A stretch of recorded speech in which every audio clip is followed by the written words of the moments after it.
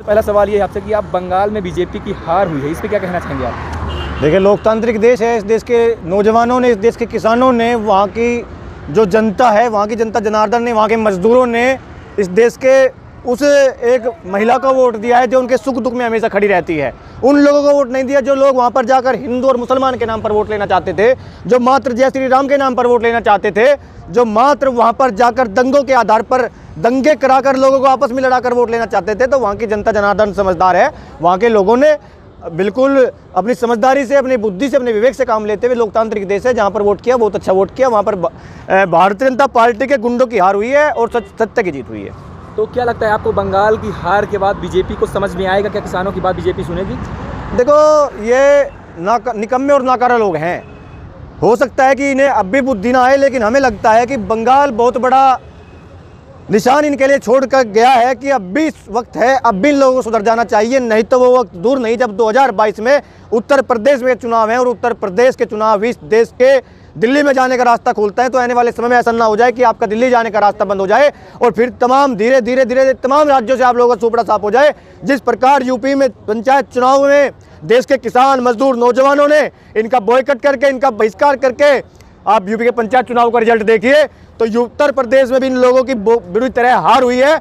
और उत्तर प्रदेश के किसान और नौजवानों ने इन्हें बताने का काम किया है कि हमें मंदिर और मस्जिद नहीं, हमें हॉस्पिटल और हमें स्कूल, कॉलेज, यूनिवर्सिटी चाहिए। क्योंकि आज देश में ऐसे हालात हैं कि अगर एक माँ अपने 24-25 साल के बेटे को, बीमार बेटे को लेकर अगर हॉस्पिटल जाती है और वहाँ पर जाकर अगर हॉस्पिटल में कोई डॉक्टर कह देता है कि मेरी माँ के लिए, मेरे बेटे के लिए एक इंजेक्शन नहीं है, वहाँ पर ऑक्सीजन नहीं है, वहाँ पर बेड नहीं है, और वो माँ अपने 24-25 साल के बच्चे को गोद में लिए उसे दम तोड़ते दिखती है, तो फिर हिंदुस्तान के प्रत्येक नौजवान, किसान, मजदूर का दिल दुखता है। तो हमें इस देश में शिक्षा और चिकित्सा चाहिए। आने वाले समय में इन किसानों, मजदूर, कमेरों की वर्ग की आवाज़ बंगाल तक गई है, उत्तर प्रदेश तक भी जाएगी। असम में क्या लगता है आपको? असम में भले बीजेपी की सरकार दोबारा बन गई हो, लेकिन वहाँ के आंदोलनकारी अखिल गोगोई जो जेल के अंदर हैं, बीजेपी का मतलब केंद्र की राजनीति हो या राज्य की राजनीति, उसका असम में मुख्य चेहरा विपक्ष के थे अखिल गोगोई जी, तो वो चुनाव जीत गए विधानसभा का।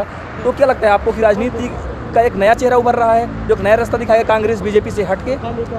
देखिए, अच्छा भी है।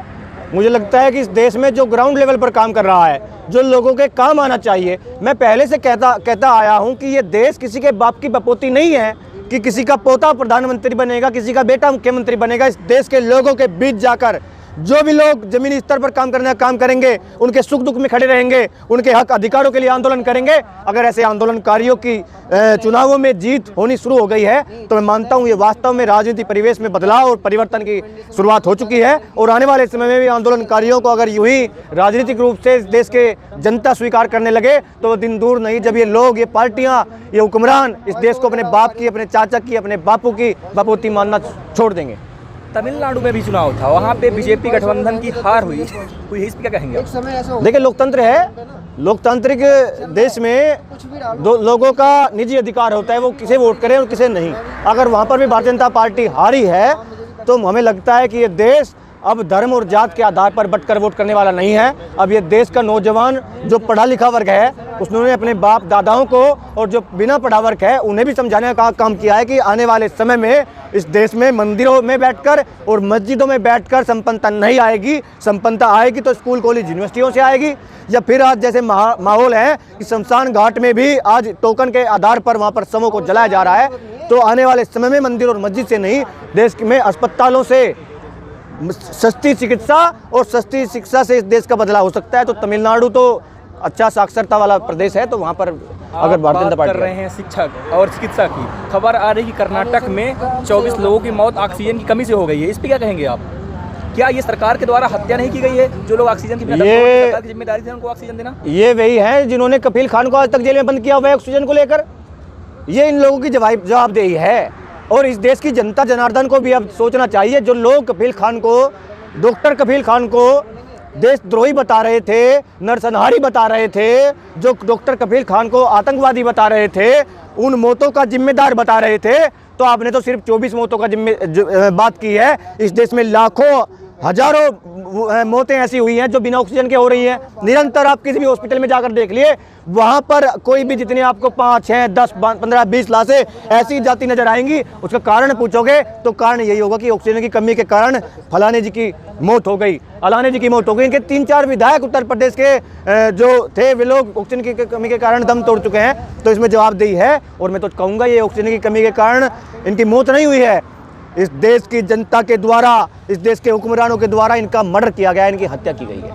आप बात कर रहे हैं उत्तर प्रदेश की भी। उत्तर प्रदेश सरकार का एक तुगलकी फरमान आया था कि जो लोग इस महामारी के टाइम में सोशल मीडिया पे कुछ लिखेंगे, मदद मांगेंगे, उन पे कार्रवाई होगी।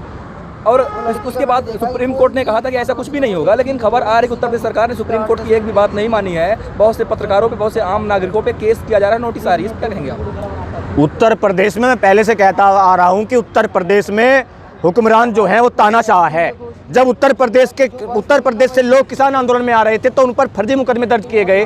जब उत्तर प्रदेश में लोग हॉस्पिटल्स में, अस्पतालों में मारे जा रहे थे, मर रहे थे बीमारियों के कारण, और जब हाईकोर्ट, उत्तर प्रदेश का हाईकोर्ट कहता है कि उत्तर प्रदेश सरकार से कि लॉकडाउन लगा दो, उस समय उत्तर प्रदेश सरकार अपने अहंकार में लॉकडाउन नहीं लगाती है। जब देखती है कि सड़कों पर, शमशानों में निरंतर लाशों के अंबार लगे हुए हैं, तब जाकर लॉकडाउन लगाती है। और अब कहती है कि अगर इसके खिलाफ कुछ बोलोगे, अगर इसके बारे में सच्चाई बताओगे तो तुम्हें जेल में डाल दूंगा। तो ये लोकतंत्र कहाँ है भाई साहब? ये तो पूर्ण रूप से तानाशाही है, हिटलरशाही है। लेकिन हम आंदोलनकारी हैं, हम भगत सिंह, सुखदेव, राजगुरु के वंशज हैं। हमारी जुबान तब तक बोलेगी जब तक इनकी सच्चाई का राज खोलेगी, तब तक हमारी जुबान बोलेगी। हम जैसे इसके लोगों को बताते रहेंगे कि उत्तर प्रदेश में भय और डर का माहौल है, उत्तर प्रदेश में लाशों के अंबार लगे हुए हैं। ऐसा कोई अस्पताल नहीं है जिसमें निरंतर रोजाना 10 या 20 लाशें ना पुकती हों। ऐसा कोई शमशान नहीं है जहां पर किसी भी समय जाकर आप 100-200 लाशों का लाइन में लगे हुए ना देखते हो। अरे अंदर तो लाशें जली रही हैं, लेकिन लाइन में भी लाशें, टोकन लगकर वहां पर लाशें जलाई जा रही हैं। ये लोग अस्पतालों की इंतजाम ना करते हुए ये लोग कह रहे हैं कि हमने शमशानों में, कब्रिस्तानों में जगह मुहैया करा दी है। ये लोग इस देश के लोगों को मारने का काम कर रहे हैं। ये लोग कहते थे कि हम जनसंख्या नियंत्रण पर कानून बनाएंगे, लेकिन ये लोग जनसंख्या नियंत्रण पर कानून तो नहीं बना पाए, लेकिन इस देश के लोगों को, इस देश के किसान, मजदूर, कमेरों को, इस देश के गरीब वर्ग को अस्पतालों में मार मार कर जान तोड़ने पर विवश कर रहे हैं। एक पत्रकार है रोहित सरदाना, जिसकी अभी मौत हो गई है। उस विषय पे रवीश कुमार जी एक पत्रकार है, उन्होंने लिखा कि सरकार तत्काल उनके परिवार को 5 करोड़ की मदद दे, आर्थिक मदद। इस पर क्या कहेंगे आप? क्या इस देश में कोरोना के कारण से सिर्फ एक ही इंसान की मौत हुई है, बाकी जो लोग मर गए उनकी मौत का कोई वैल्यू नहीं है? इस देश में हो क्या रहा है कि एक इंसान मर गया तो पूरा देश रो रहा है, बाकी लोग मर रहे हैं, सड़क पर चल के मर रहे हैं, बस पलट रही है। तो इस पर क्या बोलेंगे आप? उत्तर प्रदेश के चुनाव में जो पंचायत चुनाव हुआ, इसमें 706 कर्मचारी जिनकी ड्यूटी लगी थी वो मर गए, उनकी मौत की कीमत नहीं हुई, कुछ भी नहीं हुई, और एक पत्रकार पे 5 करोड़ की बात हो रही है। इस पर क्या कहेंगे आप? भाई साहब, इस देश में परिवारवाद का नाम तो तुमने सुना ही होगा। परिवारवाद एक तो होता है जो आपके किसी परिवार विशेष से आया हो, एक परिवारवाद आता है जो आपके आसपास काम करता हो, आपकी कंपनी से हो, आपकी संस्था से हो, या आपका जानकार हो, वो भी परिवारवाद कहलाता है। तो यही रवीश कुमार ने करने का काम किया है कि रवीश कुमार ने रोहित सरदाना जी जो कुछ दिनों पहले उनका देहांत हो गया, उनकी आत्मा को ईश्वर शांति दे, मैं गलत तो नहीं कहूँगा, लेकिन रवीश कुमार जी उन रोहित सरदाना जी के लिए 5 करोड़ रुपए की मांग कर रहे हैं, जिनकी वार्षिक आय 3 करोड़ रुपए सालाना थी, और ऊपर की कमाई उनके अलग अलग जो बिजनेस उन्होंने खोल रखे थे वे अलग थे। तो उनके लिए 5 करोड़ रुपए की मांग। और जो किसान, कमेरा, मजदूर वर्ग दम तोड़ते तोड़ते कोरोना बीमारी के कारण अस्पतालों में दम तोड़ गया, उनके लिए 0।